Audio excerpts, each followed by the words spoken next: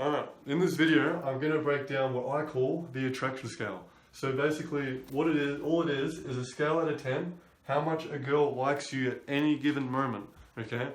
So this was one of the first things I learned when I got into success with women. So when I started learning this stuff, there was a coach that talked about this, and he was like, you need to know where you're at, because if you don't, you'll probably do the wrong thing, you might say the wrong thing, you might text the wrong thing, you might do something wrong.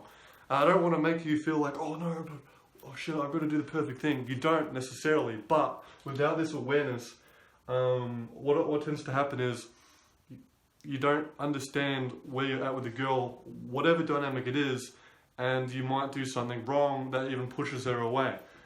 For example, I've got 5 here, so this is 0 to 10. 0 being friend zone, 5 being she likes you, it's pretty good, and 10 being she's like head over heels in love. Okay, but this is a tricky one. But anyway, what tends to happen if a girl goes lower than 5, she's generally likely to flake you, not text back, or she's just like, she might be talking and she's not saying much, or maybe if you're dating her, she's starting to be like, hey, let's slow down a bit, let's take it easy. Or you're just like starting to overthink things because you have this subconscious knowing that maybe it's not going too well. So this leads me into the first thing. Attraction isn't a yes or a no. What I used to think when I was younger, before I started looking into this stuff, was a girl either likes you or she doesn't. And the situation this particularly happened with me was the girls that I actually wanted to date, they were pretty and had good personality, whatever, they were like out of my league. And I don't think I knew it at the time, but it was more of a subconscious thing. I had like deeper feelings of inadequacy. So I wouldn't talk to those sorts of girls, or I'd just get stifled, I'd get all in my head. Because maybe I was like attracted to them up here, but what happened was they were like attracted to me like down here. So there was this like weird seesaw dynamic going on with me and the girls I actually liked. But the girls I didn't chase or try to date, what happened was they generally liked me up here, but I liked them down here. So I was like, damn it, the girl I actually want to date, she's out of my league, but the girl I don't want to, why is she she's coming on to me? I was like, ugh. But, so the first thing is, I'll get into this. Attraction isn't a yes or no. It's likely it's not that the girl is out of your league. It's probably more likely that your behaviors or whatever you're doing, or what you're wearing, whatever it could be, your lifestyle, it doesn't, or your confidence. Confidence is the bigger one, because okay, you can have all the perfect external situations perfect, but if you're have no confidence. For example, let's just imagine like a business owner that has going super successful in their business, loads of income, got a cool car, but he has no confidence because he's probably told himself, as soon as I get this career sorted and my business and everything, then I'll get a girl, right? Because then I'll have all this stuff and she'll like me. But no. It doesn't generally matter the external. So confidence. If you are super confident, you're like up here on the scale of confidence, what tends to happen is you attract what you are, not what you want. Okay? The business owner guy, he wants that girl who's up here, but he's not going to get what he wants because he attracts what he is. He's got superficial ideas that when I get all these external things, I'll get the girl. But it's superficial. What he's gonna get is a gold digger, okay? Maybe. Most likely. So attraction isn't a yes or a no. You can your confidence, your behavior, what you say, it all influences attraction. It changes where you are on the spectrum. You can influence this. You don't need a big six pack. You don't need all this stuff. Most likely all that stuff is you're just telling yourself things to avoid this area, or they're just what your friends told you and then you just believe them. anyway, I want to go into that in the next video about beliefs, but because I just said some outlandish things maybe, and you might be like, what? But anyway, second thing, you can influence attraction. I just talked about that. Third thing, you can also kill attraction. If you can influence it, you can also kill it. So what's some examples in situations here I've got is texting, being yourself, and you might go, but you should just be yourself, man. That's what everyone says. Be careful. Okay, yeah, there's another thing here. Let's talk about groupthink for a second. Groupthink is basically where everyone, say something like, love is for everyone, there's plenty of fish in the sea. And then everyone will go, oh yes, I believe that too. Oh, yeah. And then you might hear something like, everyone deserves love. You know, you'll find someone in the end. It'll be okay. And everyone's like, oh yes, thank you, yes. Because they're comforting belief systems. They're very nice, and there's some degree of truth to them, but in practicality, the masses are saying these things. So when I say being yourself, okay, I'm going to get into that in a sec, because that's a polarizing topic, but I want to get to texting. So basically texting, you can kill attraction through texting. For example, for me, this is the first one of the second girl I think I dated, she was awesome. She was very pretty. She was out of my league, and I was like super in my head every time I saw her. It didn't last long at all because I was just too in my head. But what would happen was, I saw her in person at this friend family gathering. She might be watching this, but okay, and it went very well. But when I went home, what I would do is just keep texting her. I would text her my life story.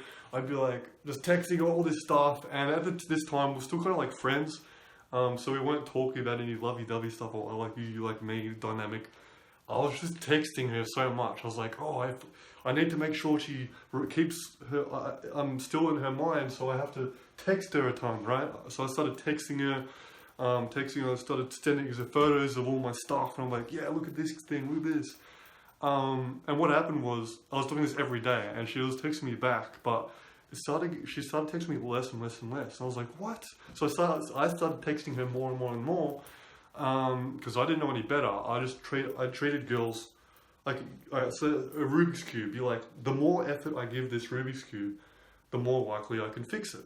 And then we have that same mindset with women. And we're like, all right, the more attention I give her, the more she'll like me back. Not true. People are attracted to value. And what I mean is, if you're texting, I've got down here, what would James Bond do? So in times of doubt, you just think, what would James Bond do? Do you think James Bond would be like, yes, I love you. Oh my God, look at all this stuff I have. I've got all these books. I'm thinking about you today. I'm going to bring you roses. No, James Bond would be like this cool dude. He's chill. He's like, hey, if you don't like me, it's okay. I'll find someone else. He's chill. Alright? That's the difference. So over pursuing can kill attraction.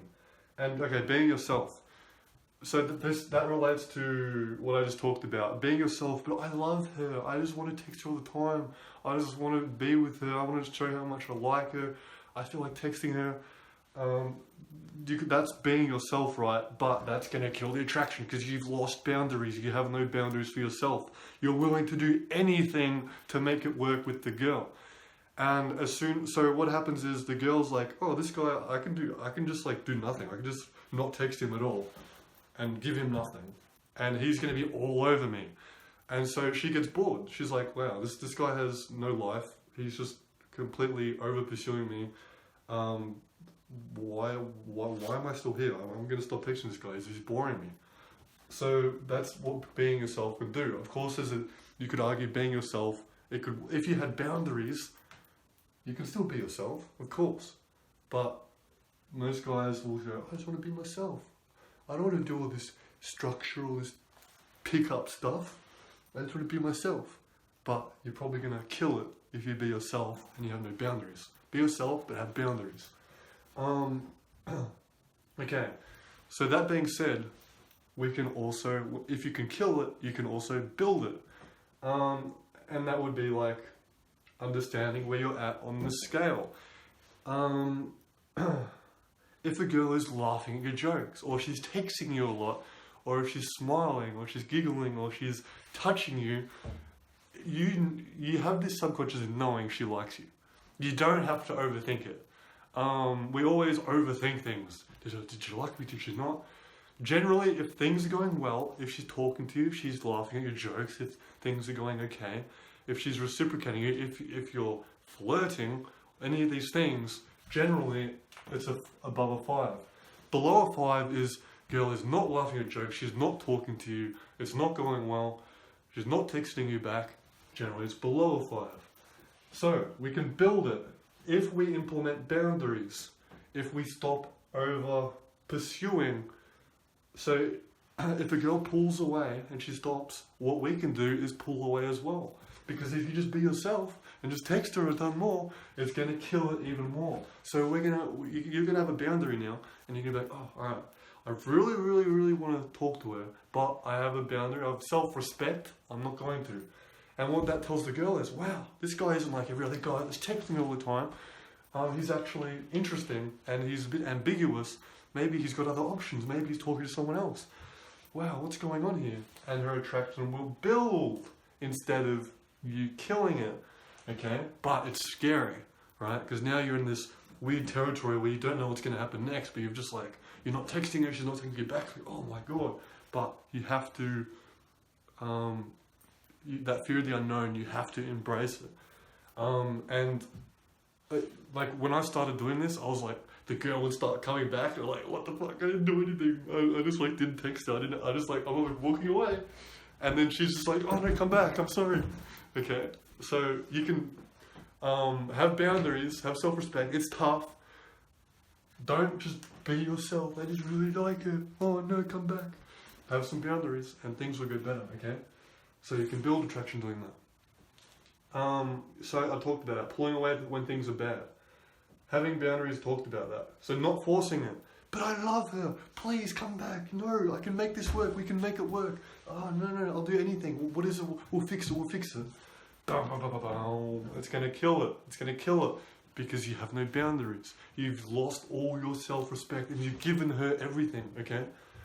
And she's bored. She's like, this guy, I could just stand here and he'll do anything for me. This is boring. I'm going to go find that guy who treats me like shit. Okay? Yeah, what would James Bond do? When in doubt, when you don't know where you're at, just think, what would James Bond do? If you're like texting a girl and you're like, oh, should I say something else? Or it just ended, or what would James Bond do? Oh, he wouldn't care. Alright, I'll just leave it. I'll just take a breath, just leave it alone.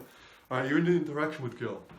What would James Bond do? Oh, he'd just talk, he'd just be chill, he'd just calm down. Okay, I'm gonna do that. Alright, what would James Bond do? This is what I used to think all the time, and it helped me a lot because just think about whatever the behavior you want to do, or text, or whatever it is, or say something. What would James Bond do? And you're like, oh, yeah, he would probably do that, and you're gonna do that, okay? But at the same time, be yourself. You know, you could be a bit goofy and be yourself. Like James Bond is like, oh yeah, I'm cool, but it's not generally relatable with most people. Like I'm pretty goofy right now. I'm doing weird gestures, and I don't want to be brag and say chicks like it, but because I'm in this don't care mode. I don't care right now. You don't like the video? Okay, goodbye. You do? Great. I don't care. Chicks dig that. Okay, why? Because there's this non-attachment state of being, and where you're relaxed, and if I was just like, please, do you like the video? And I was all nervous, I was like, do you like my concepts? Please like the video, I need subscribers. You'd be like, oh, it's alright, chill man. But I'm not.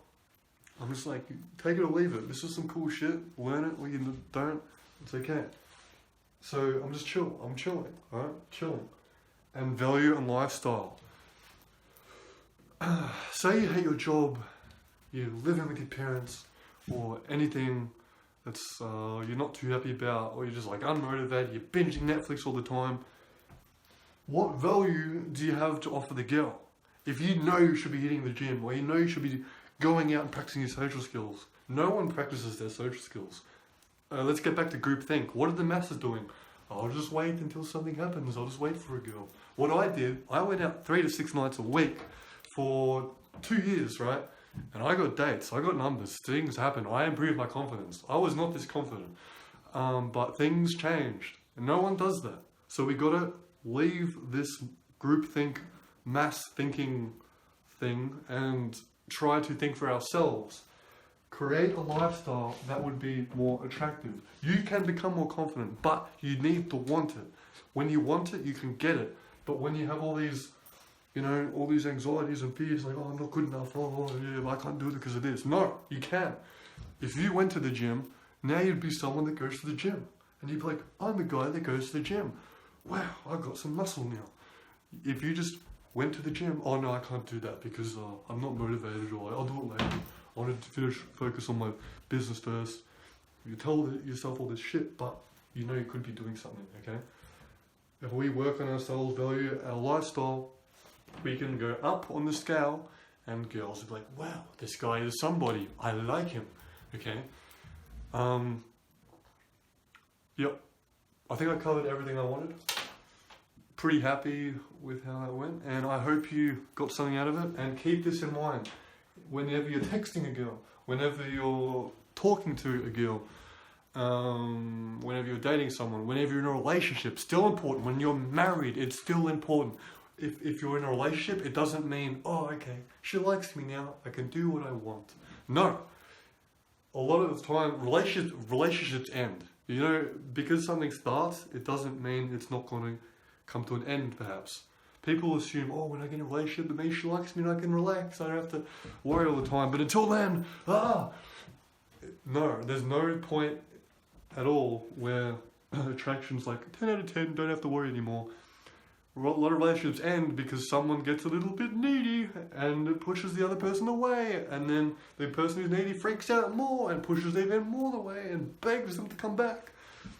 Have boundaries. All right. Goodbye.